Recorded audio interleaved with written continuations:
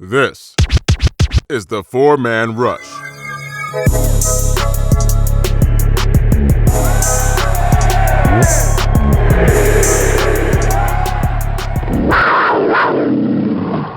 Hello, Panther fans, and welcome to another podcast of the Four-Man Rush.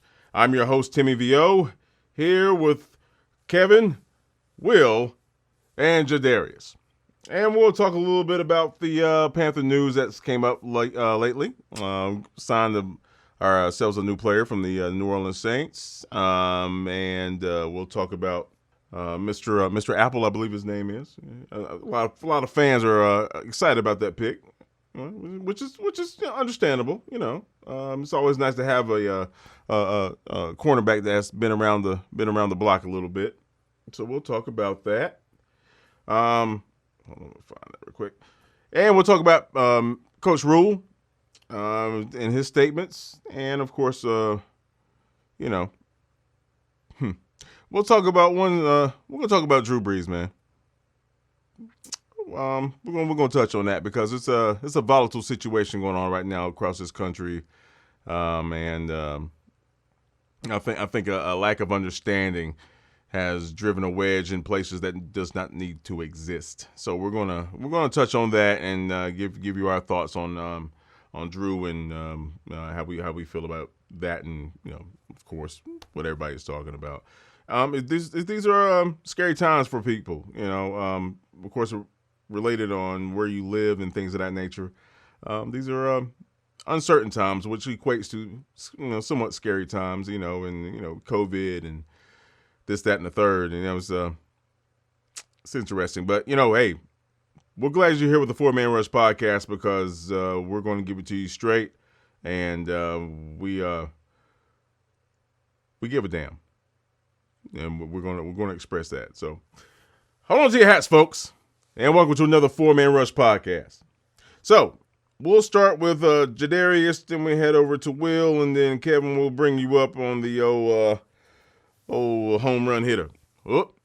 So, Jadarius, we'll start off with talk about Mr. Apple from former Saints defensive back.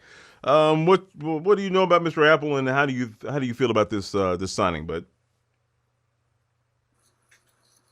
Originally, I was expecting to sign a more veteran cornerback, a guy like maybe Darqueze Dennard or another guy, but I can see why.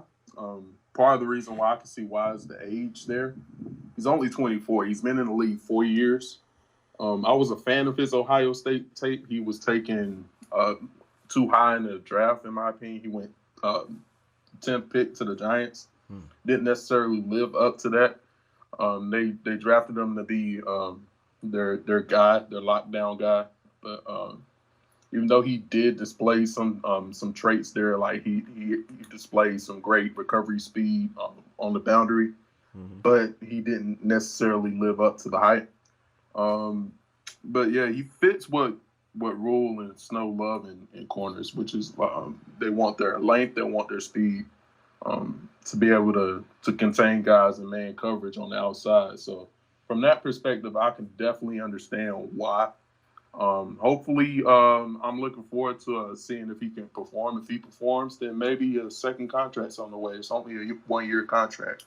So this signing is after Will has kind of talked me off a ledge there. It's a low risk, high reward type move.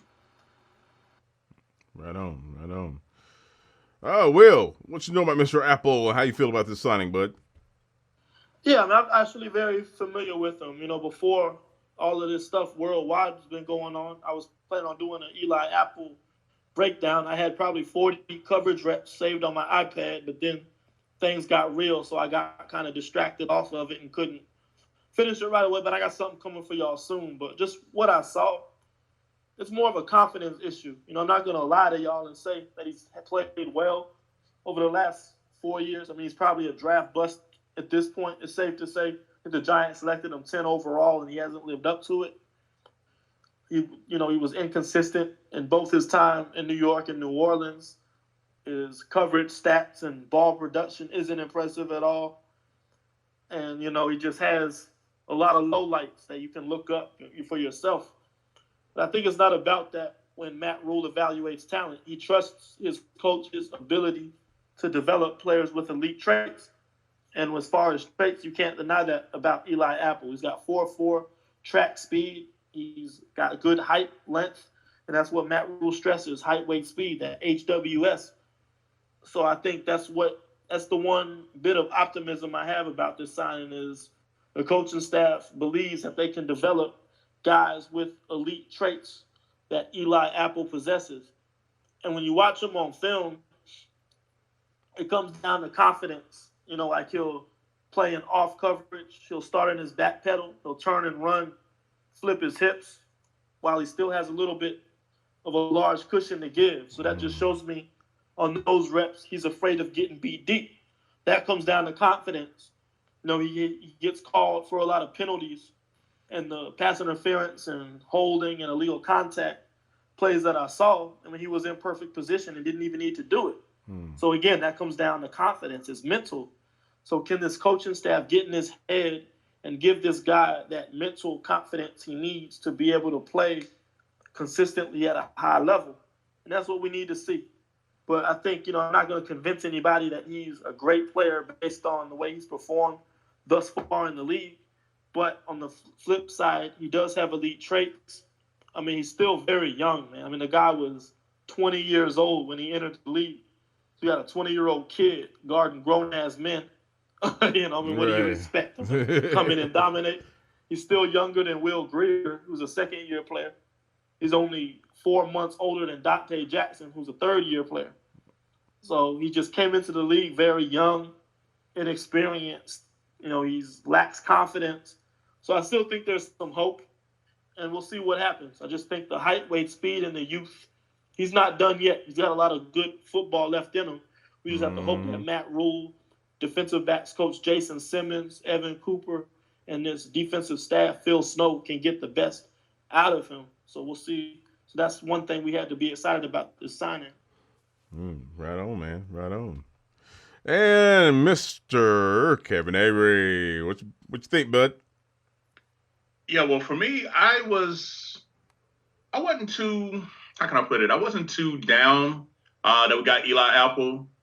I feel like, out of the cornerbacks that was left, either him or Dunnard will probably be a good fit for us. But based on the health, background of Dunnard, I think that was something that probably took him off of our target list because the best ability is availability, and from what I saw, he hadn't played a full 16 games since like 2015, if I'm not mistaken. So, when you rebuild and you want to establish things, you want to make sure you got someone that's there. So enters Eli Apple. Watching him at Ohio State, I really thought he was going to be, continue the line of great, cornerbacks that come in and take over and dominate the NFL. You've seen, other Ohio State alumni do it, such as, his teammate, Marcus Lattimore of the Saints, Von Bell, who plays safety, he's from Ohio State. So we've seen those guys, come into the league and do good. For one reason or the other, as Will stated, he just struggled. And even though he went from a low-win team with the Giants to a playoff contender like the Saints, for whatever reason, it still seemed like he could never really to get it to just come fully together. And, when I think of Eli Apple, as was already stated, I think of a lot of the bad plays, to be honest. I'm just going to be honest with you as a Panthers fan. When I saw him, I was like, "Ooh, please let him cover DJ Moore. Oh, please let him cover Curtis Samuel." Like he was that guy that I hope, I hope that we targeted. But when I looked into it, did a little bit of digging here, he was suffering with an ankle injury throughout 2019. Now, I'm not trying to make excuses, but when you're playing cornerback, if you got bad ankles, that's probably one of the reasons that led into what Will was stating about confidence issues. Because if your ankle's bothering you and you playing off coverage or you doing all this extra stuff, you fear, you're not confident in your body to be able to do what you needed to do. But just for the fact that Matt Rule looked at his traits and he spoke on it today as the being elite. I'm just gonna roll. I'm just gonna trust with what they've been saying, because a lot of us Panther fans have been kind of still, even though we drafted 2 cornerbacks, still kind of moaning and grumbling. Oh, that's we got the ones that don't think Troy Pride is going to do well, JD, and we also got a couple other that think Dante Jackson's not ready to step up either. So it was still some concern at cornerback. So, a guy that's already been through a lot of adversity, I think a fresh start, with a 1-year deal, like a prove-it deal, could be, what he needs. And I'm just, if anyone has the opportunity to revive his career and to make it into something, I think, with what we're hearing, how Matt Rule does things, I think this is the right situation for Eli Apple to take advantage of. There's definitely an open spot. I don't see any cornerback spot being, quote, marked down. I mean, don't get me wrong, I like Dante Jackson, but let the best man win. Prove it. Nothing should be given to you at all. So I just look at him come in and compete and to embrace the nuances of how Matt Rule and Phil Snow, particularly his defensive coordinator, is going to be, using him, coaching him up, the secondary coaches that we got. I'm just curious to see how the training and the coaching helps him. And like I said, this could be the ultimate low risk, high reward that could pay off. So for those of us that's, thinking ill now, could be fans later. So I'm looking forward to the opportunity for him. Right on, man. Right on. I haven't been an Eli Apple fan myself personally. I haven't really followed the gentleman like that, but judging on his body of work in terms of his athletic prowess, I mean, he can be a nice addition. Like you said, if we can just get him to play some smart football, we might be all right. Now that front line is going to help his coverage ability. That's for sure. But it is what it is. It is what it is. So next time, I'm just taking time to really let it breathe. So baby, just chill. Yeah. She love it. We out in public and we can just chill with my partners, or we can go back to my crib and just chill out the covers and do we call me and you lovers. The Four-Man Rush is brought to you by the love and respect of and for the Carolina Panthers and Carolina Panther fans everywhere. Keep pounding. The Four-Man Rush is a non-affiliate of the Carolina Panther organization. All thoughts, assessments, and content of this podcast is directly related to the Four-Man Rush exclusively. Thank you.